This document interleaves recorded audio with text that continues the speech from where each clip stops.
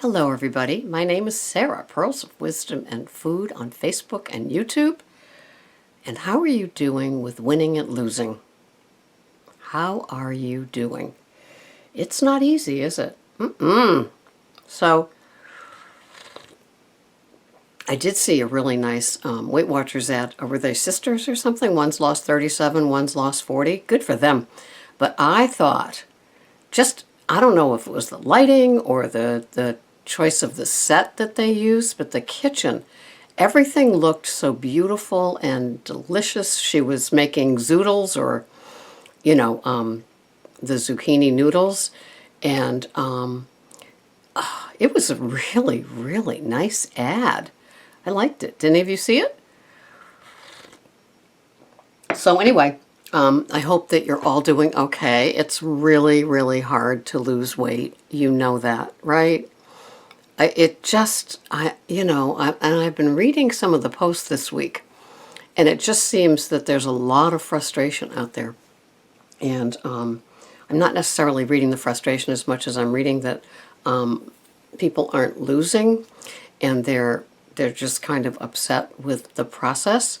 And what's going on out there, because it's like, I know. I mean, I'm tracking every day. I'm weighing, I'm measuring, weighing myself. And it's just, I don't know. My clothes are still fitting, but it's really strange. I don't know. How do we go about doing it? What do we keep doing? Well, we have to trust the process, right? As much as we get tired and cranky and crabby and want to throw in the towel and how come this isn't working, we keep doing what we know worked for us in the past. And that means paying attention. That means weighing the items, using the little measuring spoons, still do that, using the measuring cups.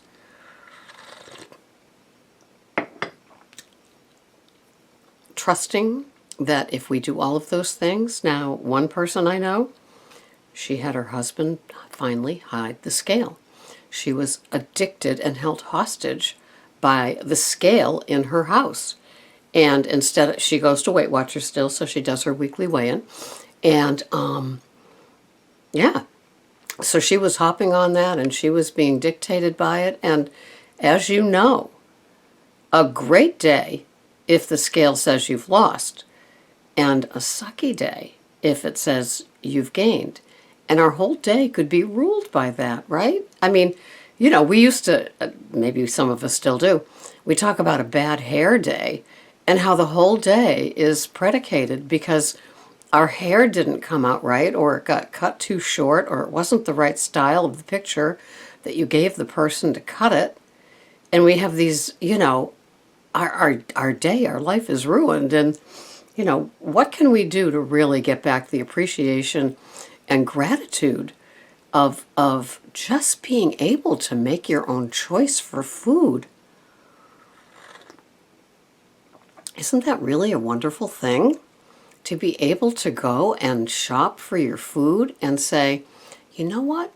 I've been having a red apple every single day. I think I'm going to have a Granny Smith. Something as simple as that. Being able to choose what you're going to eat. You aren't sitting in some sort of place like a jail, whether it's emotional or really the real thing, and being given this food and being told you have to eat it.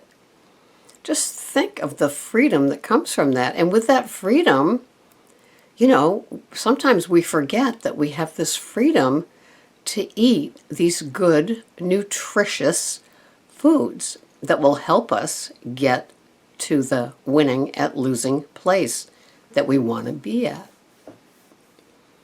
So when you go to the grocery store, don't fall prey. I was reading the flyers, and I was going to do a Sarah rant about all the organic offerings that they had. Now, I think both Stop and Shop, which is Giant, and Shaw's, which is also Star, which is also Albertsons, both of them have organic strawberries beginning today for $3.99. That part's good. The rest is all garbage. I swear to you, it is all garbage. It is all chips and cookies and organic macaroni and cheese and all those sort of things. Pastas, and it's just frozen foods that have the processed foods. And granted, it may be an organic, tortilla or something like that, or organic pasta that they put in it, but it's still garbage. It's just amazing.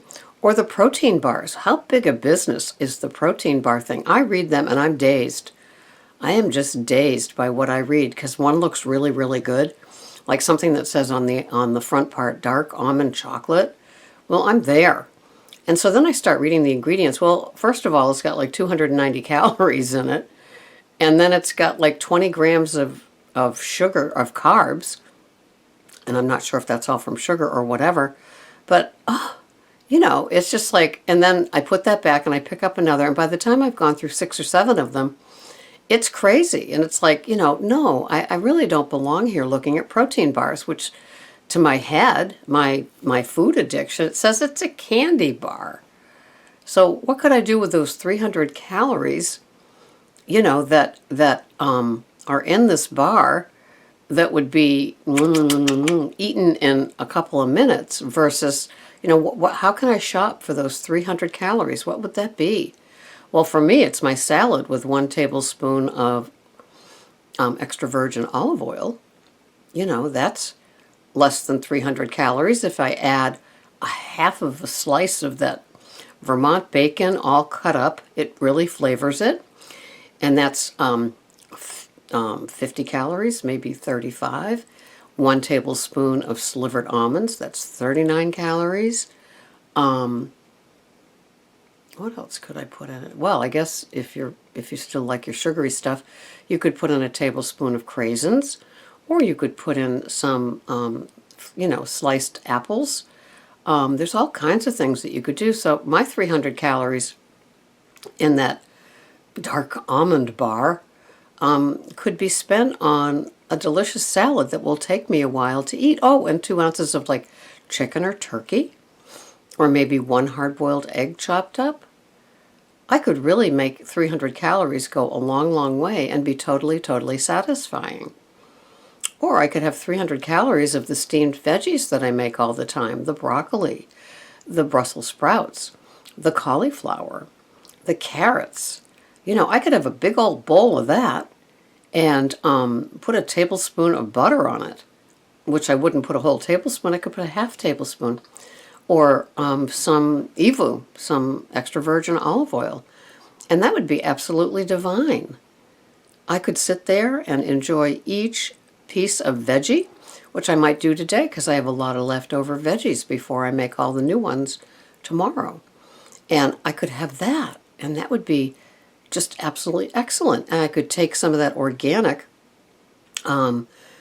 chicken breast. I could take a couple of ounces of that, and I could stir that up inside of that, and I could spend my 300 calories that way, put it in my great big Fiesta pasta bowl, which I don't use for pasta, and delish, right?